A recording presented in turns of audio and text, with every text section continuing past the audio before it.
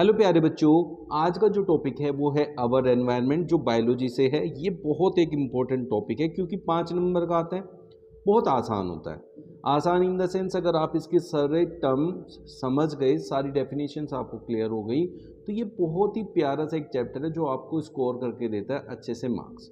तो बात करते हैं इसके नाम से। सबसे पहले बात होती है आवर एनवायरनमेंट क्या होता है। तो आवर एनवायरनमेंट को आप सीधा सीधा लिख सकते हैं कि ये everything that is around us, which includes both living and non-living things such as soil, water, animals and plants which adapt themselves to their surroundings। तो ये होता है कि जब नॉन लिविंग और लिविंग सब एक दूसरे पे इंटरडिपेंडेंट होते हैं और अपने चारों तरफ का जो एरिया होता है उसमें अपने आप को एडेप्ट कर लेते हैं, तो उसको कहते हैं एनवायरनमेंट। जब ये छोटे लेवल पे बात होती है, एक एरिया, स्पेसिफिक एरिया की बात होती है, तब इसको कहा जाता है इकोसिस्टम। तो ecosystem is a part of our environment, simply हम ये बात कह सकते हैं। तो आवर एनवायरनमेंट जो है ये बहुत एक इम्पोर्टेंट एस्पेक्ट है। तो इसकी स्टार्टिंग करते हैं कि भाई इकोसिस्टम क्या होता है। जैसे मैंने बोला, ecosystem is a part of our environment. तो उसको जब हम बात करते हैं तो हम कहते हैं all the interacting organisms in an area. देखो यहाँ पे क्या लिखा हुआ है, इन एन एरिया, जो मैंने अभी समझाया कि एक स्पेसिफिक एरिया की जब हम बात करते हैं तब वो इकोसिस्टम कहलाता है।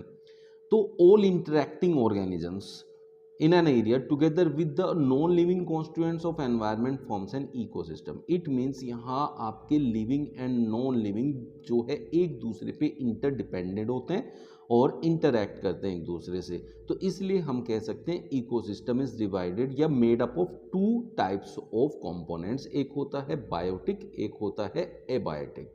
तो biotic is comprises of living organisms, whereas abiotic is comprises of non living components such as temperature, rainfall, wind, soil and minerals. जब बच्चों से कई बार पूछा जाता है ना कि भाई बताओ बायोटिक इंपॉर्टेंट है कि एबायोटिक इंपॉर्टेंट है, तो बच्चों को ऐसा लगता है वी आर बायोटिक, तो हम इंपॉर्टेंट है। बट ऐसा नहीं है। क्या हम विदाउट एयर सर्वाइव कर सकते हैं? अरे एयर को छोड़ो, चलो विदाउट सैंड, मतलब विदाउट अपनी अर्थ कहीं पे खड़े हो पाओगे? नहीं हो पाओगे ना। वो सबसे बेसिक चीज़ है कि कहाँ आप सर्वाइव कर रहे हो। भाई ऐसे तो मार्स है, मून है, वहाँ पे क्यों नहीं सर्वाइव कर पाते? तो सबसे इंपॉर्टेंट कंपोनेंट तो नॉन लिविंग हुए ना, क्योंकि हमारे पास लैंड होना चाहिए, फिर अपने पास ऑक्सीजन होना चाहिए, वाटर होना चाहिए, सॉइल। तो ये सारे कंपोनेंट्स भी बहुत ज़्यादा इंपॉर्टेंट होते हैं। तो biotic and abiotic both are important for our environment. In fact मैं तो कहूँगा कि जो एबायोटिक है वो बायोटिक से भी ज़्यादा इम्पोर्टेंट होते हैं। क्लियर हो गया? अब देखो एक बात समझो, जो इसमें बायोटिक है वो भी तो अलग अलग है ना। एक प्रोड्यूसर है, कंज्यूमर है, एक आपका डिकम्पोजर है। तो इसलिए हम इनको टाइप्स ऑफ इकोसिस्टम को पहले तो हम डिवाइड करते हैं नेचुरल और ह्यूमन मेड इकोसिस्टम। पहले इसकी बात करते हैं, उसके बाद चलते हैं नेक्स्ट वाले पे जो मैं अभी आपको बता रहा था। तो इकोसिस्टम में दो टाइप के इकोसिस्टम होते हैं मेनली। तो एक नेचुरल इकोसिस्टम होता है, एक ह्यूमन मेड इकोसिस्टम होता है। नेचुरल इकोसिस्टम वो होता है जिसमें ना जो आपकी कम्युनिटी है उसके इन्वॉल्वमेंट के बिना ही कोई एनवायरनमेंट या एक सिस्टम डेवलप हो जाता है। Ecosystem it is a community of living and non living entities and occurs freely in nature.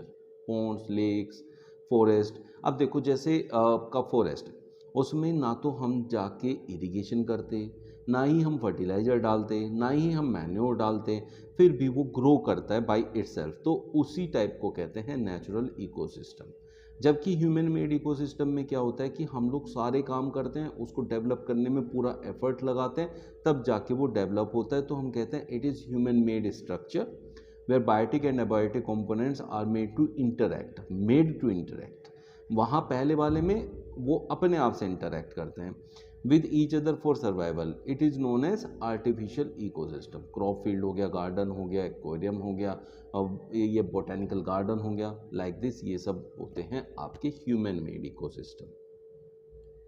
अब जो मैं बात कर रहा था, जिसके बीच में हमने एक टाइप्स ऑफ इकोसिस्टम को लेके आए, तो बात थी कि जो बायोटिक है उसमें टाइप्स ऑफ ऑर्गेनिजम्स आ गए। तो इसमें भी हमारे 3 टाइप है, प्रोड्यूसर, कंज्यूमर्स एंड डीकम्पोजर्स।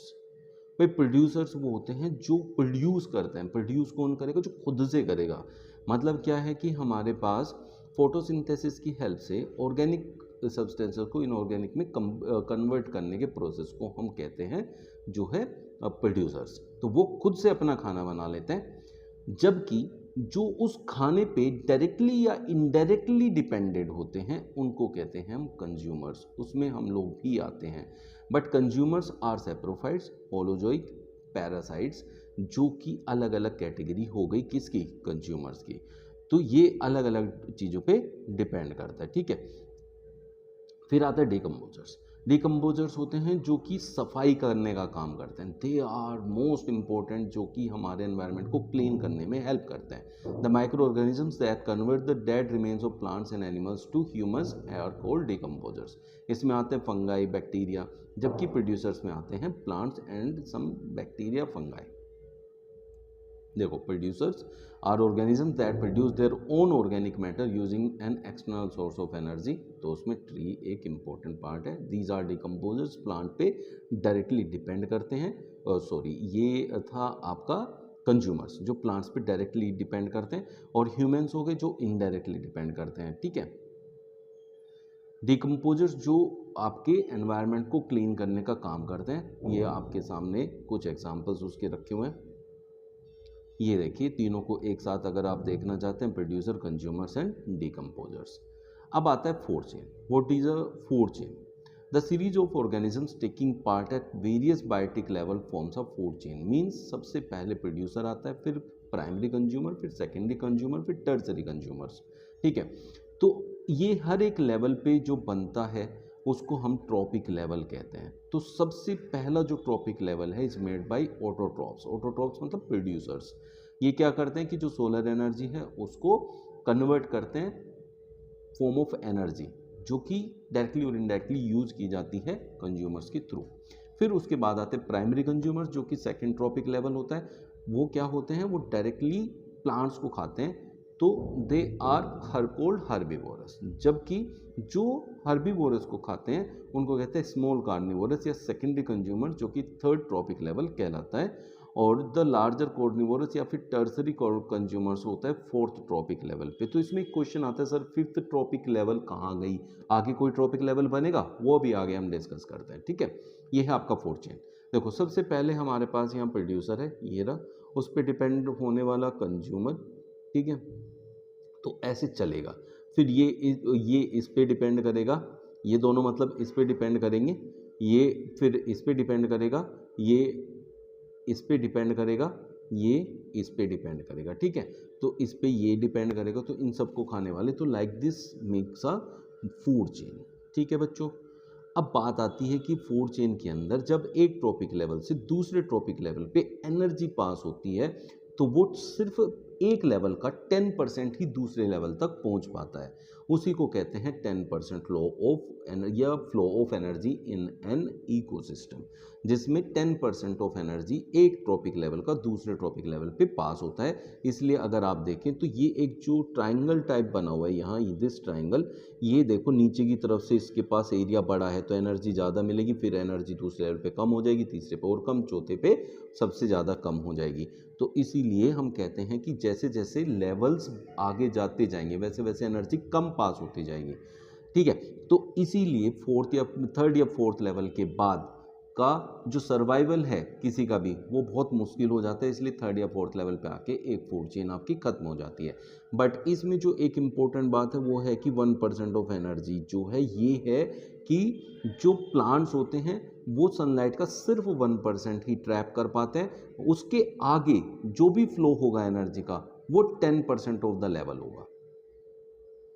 ये आपको पिरामिड मैंने समझा दिया है। Why only four trophic level? This also has been explain. Food web, जब आपका एक फूड चेन दूसरे फूड चेन से इंटरमिक्स हो जाए, इंटरेक्ट कर जाए, तो उसको कहते हैं फूड वेब, ठीक है बच्चों। मतलब कॉम्प्लेक्स हो जाता है ये। जैसे हमने एक फूड चेन बनाई, देखो ये ग्रास से रैबिट, रैबिट से फॉक्स। अब इसको अगर रैबिट को डायरेक्टली हॉक भी खा जाए तो क्या हो गया, इंटरमिक्स हो गया, है ना। यहाँ माउस, माउस से आउल, और माउस को डायरेक्टली हॉक खा रहा है। तो लाइक दिस जब एक से ज़्यादा फूड चेन आपस में इंटरेक्ट करती हैं उसको हम फूड वेब कह सकते हैं। इस वाले से बहुत अच्छे से आप लोग समझ सकते हैं। कौन?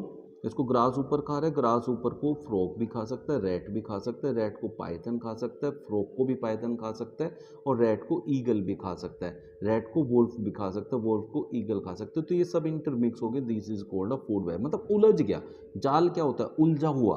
तो ऐसी कई सारी फूड चेन जब उलझ जाती है एक साथ, तब उसको कहते हैं फूड वेब। ठीक है बच्चों। लिमिटेशंस ऑफ एनर्जी फ्लो ये मैं बता चुका हूँ आप लोगों को कि भाई हर एक लेवल पे 10% ही पास होगा। इसके पास जितनी एनर्जी थी, ये है सनलाइट, सनलाइट का सिर्फ 1% प्रोड्यूसर के पास जाएगा, प्रोड्यूसर का फिर 10% यहाँ जाएगा हर्बीवोरस पे, हर्बीवोरस का 10% कार्निवोरस, 10% इसका जाएगा टॉप कार्निवोरस। तो इसके आगे जाने के लिए एनर्जी नहीं बचेगी, तो एक लेवल पे आके फूड, ये जो हमारा फूड चेन है, इसको हमें ख़त्म करना पड़ेगा। अब इसमें क्या होता है, एनर्जी इधर से इधर जा रही, इससे आगे जाएगी, फिर इसकी एनर्जी इसके आगे जाएगी, इसकी एनर्जी इसके आगे जाएगी, वापस एनर्जी नहीं आएगी। That's why the flow of energy is unidirectional. मतलब अगर प्लांट ने एनर्जी को ट्रैप किया, किसकी एनर्जी को, सनलाइट की, तो सनलाइट को वापस वो एनर्जी नहीं दे पाएगा। This is called unidirectional. ठीक है, एक ही डायरेक्शन में चलेगा, वापस जो है वो डायरेक्शन चेंज नहीं होगी। अब ये सारी कहानी कहाँ से स्टार्ट हुई, सनलाइट से। देयरफॉर हम कहते हैं कि sunlight is the ultimate source of energy for this universe. ठीक है बच्चों, किसी को कोई भी डाउट आएगा तो पूछ सकता है। अब होता है बायोलॉजिकल मैग्निफिकेशन। इस साल के लिए सबसे इंपॉर्टेंट है, ये याद रखना है, ये क्वेश्चन इस बार हर हाल में आएगा ही आएगा। ठीक है, the increasing concentration of substance such as, कोई भी chemicals in the tissue of organism at successively higher levels in a food chain is known as biological magnification. तो ह्यूमन बींग सबसे टॉप लेवल पे होते हैं, तो इसलिए जो केमिकल्स का एक्यूमुलेशन होता है ह्यूमंस में सबसे ज़्यादा होता है। अब बात को समझो कैसे कि जो केमिकल्स यहाँ होंगे वो इसके पास पहुँचेंगे, फिर ये कंसंट्रेशन और भी कहीं से जो भी ये लेगा वो इकट्ठा होता रहेगा, फिर ये डायरेक्टली इस पे पास होंगे, फिर इस पे, फिर इससे इस पे। तो सबसे ज़्यादा accumulation of chemicals will be at the highest level. ठीक है, तो फूड चेन में सबसे ज़्यादा जो केमिकल्स होते हैं वो हायर लेवल पे पाए जाएंगे। Ozone layer. बच्चों क्या होता है कि आपका ऑक्सीजन का एक एटम है, अल्ट्रावायलेट रेस इस पे पड़ती है, जैसे भी देखो ऐसे अल्ट्रावायलेट रेस आएगी, ये ओजोन लेयर है यहाँ बच्चों। इस ओजोन लेयर पे आके अल्ट्रावायलेट रेस जैसे टकराती है तो वो वापस लौट जाती है, बट वो इस ऑक्सीजन को स्प्लिट कर देती है दो ऑक्सीजन के एटम्स में। अब एक और O2 अब जो एनवायरनमेंट में प्रेजेंट है वो इसके साथ मिल जाएगा तो बना लेगा O3, इसको हम ओजोन कहते हैं। तो ये किसकी हेल्प से हुआ, अल्ट्रावायलेट रेडिएशन की हेल्प से। लेकिन इसको सिर्फ ओजोन ही यूटिलाइज कर सकता है, अगर डायरेक्टली ह्यूमन के पास आएगा तो ये क्या करेगा, स्किन कैंसर कर सकता है ह्यूमंस में, ये बहुत मतलब हार्मफुल होता है। बट अगर एक तरीके से देखा जाए O3 की फॉर्मेशन में एक इम्पोर्टेंट रोल प्ले करता है। तो this is the formation of ozone. अब क्या करना है, फिर से मैं आपको बताता हूँ कि जो अल्ट्रावायलेट रेडिएशन है वो स्प्लिट करता है O2 मॉलिक्यूल्स को। ये अल्ट्रावायलेट रेडिएशन की वजह से हुआ, ठीक है, यूवी की वजह से O2 O और O में स्प्लिट हो गया। जैसे ही वो O2 से अटैच होगा तो O3 बनाएगा, O3 ओजोन। ये बहुत पॉइजनस गैस होती है बट एक लेयर बना के रखती है एनवायरनमेंट के ऊपर लाइक दिस, जो कि हमें अल्ट्रावायलेट रेडिएशन से बचाता है। तो सीधा आप क्या कह सकते हैं, it refers to the thinning of ozone layer. जब ओजोन डिप्लीशन की बात आएगी, ये याद रखना, ओजोन फॉर्मेशन पीछे पड़ा, ozone depletion, it refers to the thinning of ozone layer. Ozone layer gets depleted due to use of chemicals called aerosol spray propellants like chlorofluorocarbon, oxides of nitrogen, methane, carbon tetrachloride etc. तो ये आपको अच्छे से याद कर लेना है। Depletion of ozone मैं समझा चुका हूँ आप लोगों को क्या होता है, बट उसके लिए थोड़ी सी बातें समझते हैं। Amount of ozone in atmosphere begin to drop sharply in 1980s में इसकी जो एटमॉस्फेयर की ओजोन की जो मोटाई है वो धीरे धीरे कम होने लगी और ये टूटने लगी बीच बीच में से, क्योंकि जो पहले आपके रेफ्रिजरेटर्स होते थे, फायर एक्सटिंग्विशर्स होते थे, एसीज होते थे, उनमें से क्लोरोफ्लोरो कार्बन जो होता है बहुत ज़्यादा रिलीज होता था, जो इसको डिप्लीट करता है, इसको ब्रेक करता है। तो फिर 1987 में यूनाइटेड नेशन एनवायरनमेंट प्रोग्राम ने ये एग्रीमेंट किया कि भाई हम CFC के प्रोडक्शन को फ्रीज करेंगे। मतलब इसको जो भी आपको ऐसे इंस्ट्रूमेंट बनाने हैं जो कि आपके कूलिंग सब्सटेंस कूलिंग प्रोड्यूस करते हैं, लाइक आपका रेफ्रिजरेटर, एसीज वगैरह, तो उसमें से मिनिमम रिलीज हो ये CFCs। तो इस तरीके से हमने इसको बचाने का काम किया एंड ये अर्ली मेजर्स थे जिससे हम लोग जो है सक्सीड हो पाए और इसको बचा पाए। अब बात आती है गार्बेज की।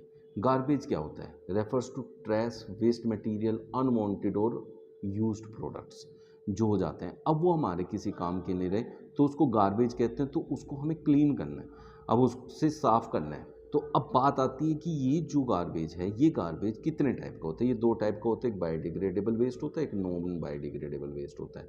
ठीक है बच्चों, तो जो बायोडिग्रेडेबल वेस्ट होता है वो substance that are broken down by biological process, जो बायोलॉजिकल प्रोसेस के थ्रू ख़त्म जिसको हम कर सकते हैं, जो कि डिकम्पोजर्स की हेल्प से ख़त्म हो सकते हैं, एलिमिनेट हो सकते हैं, उनको कहते हैं biodegradable waste.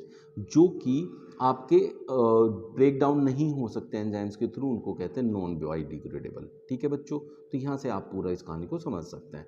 Waste material which can not be broken down to non poisonous और harmless substance by the action of certain micro organisms are called biodegradable waste. ठीक है, कैन बी ब्रोकन डाउन, मैंने कैन नॉट बोल दिया शायद, but can be broken down. ठीक है, तो वो नॉन पॉइजनस और हार्मलेस सब्सटेंसेस में ब्रेक डाउन होके और एलिमिनेट हो जाएंगे। That type of waste are called biodegradable waste. तो जनरली ऑर्गेनिक वेस्ट होते हैं, garbage, sewage, livestock waste etcetera. ठीक है, लाइव स्टॉक मतलब गोबर वगैरह जो होते हैं। Non biodegradable waste, waste material which can not be broken down to non poisonous substances by the action of micro organisms are called non biodegradable waste, जिसमें plastic, polythene ये सब आते हैं। ठीक है, अब हम इसमें बहुत सारे मेथड्स ऐसे यूज़ कर सकते हैं वेस्ट डिस्पोजल के, जैसे बायोगैस प्लांट लगा सकते हैं, सीवेज ट्रीटमेंट प्लांट लगा सकते हैं, कंपोस्टिंग, रिसाइकलिंग, रीयूज़। तो रिसाइकिल, रीयूज़ एंड रिड्यूस, ये तीनों चीज़ को हम यूज़ करके इनको कम कर सकते हैं। ये था आपका पूरा अवर एनवायरनमेंट वाला चैप्टर। इतना अगर आपने पढ़ लिया है और फॉलो करते हैं इसके क्वेश्चंस को, जो मैं आपको नेक्स्ट क्लास में लेके आऊँगा, तो आप लोगों के इसमें से डेफिनेटली जो 5 मार्क्स हैं वो आपको मिल जाने वाले हैं। चैनल को सब्सक्राइब कर लेना अगर ऐसे बढ़िया सेशन आपको आगे भी चाहिए, और लाइक करना, शेयर करना ज़्यादा से ज़्यादा सेशन को, अगर सेशन बढ़िया लगा है तो। मिलता है नेक्स्ट क्लास में क्वेश्चंस, जो कि पहले MCQ आएंगे, फिर शॉर्ट्स एंड फिर लॉन्ग क्वेश्चंस। Thank you.